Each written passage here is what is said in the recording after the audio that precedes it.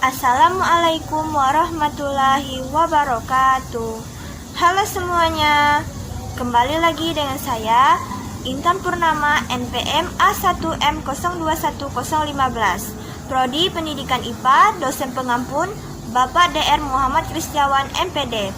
Di sini saya akan menjelaskan sedikit tentang filsafat dan sejarah pendidikan di Indonesia.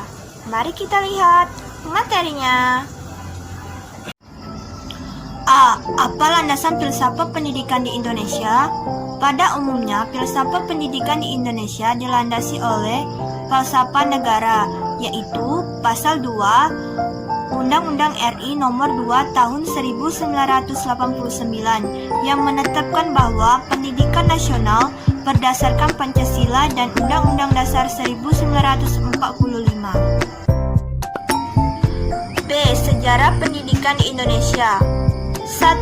Sejarah pendidikan di Indonesia pada masa kolonial. Awal dimulainya perkembangan pendidikan di Indonesia adalah saat Belanda mengalami kesulitan keuangan akibat peperangan di Ponorogo, sehingga untuk mensiasati masalah tersebut, Belanda menerapkan kerja paksa demi pemenuhan tenaga kerja murah. Pemerintahan Belanda mengusahakan agar bahasa Belanda dapat diujarkan oleh masyarakat untuk mempermudah komunikasi antara pribumi dan Belanda.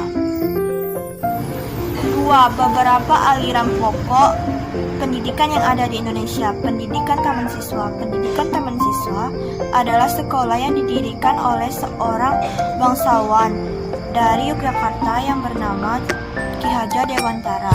Ki Hajar Dewantara mendirikan sekolah yang sesuai dengan cita-citanya sendiri, yang kemudian diubah menjadi perguruan kebangsaan taman siswa.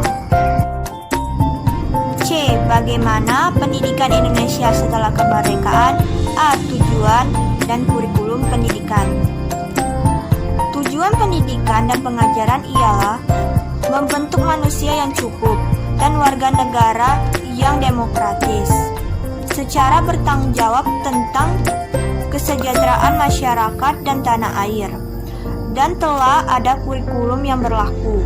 Walaupun kurikulum sekolah pada masa-masa awal kemerdekaan dan tahun 1950-an ditunjukkan untuk meningkatkan sistem kesadaran bernegara dan bermasyarakat, meningkatkan pendidikan jasmani, meningkatkan pendidikan watak, memberikan perhatian terhadap kesenian, menghubungkan isi pelajaran dengan kehidupan sehari-hari.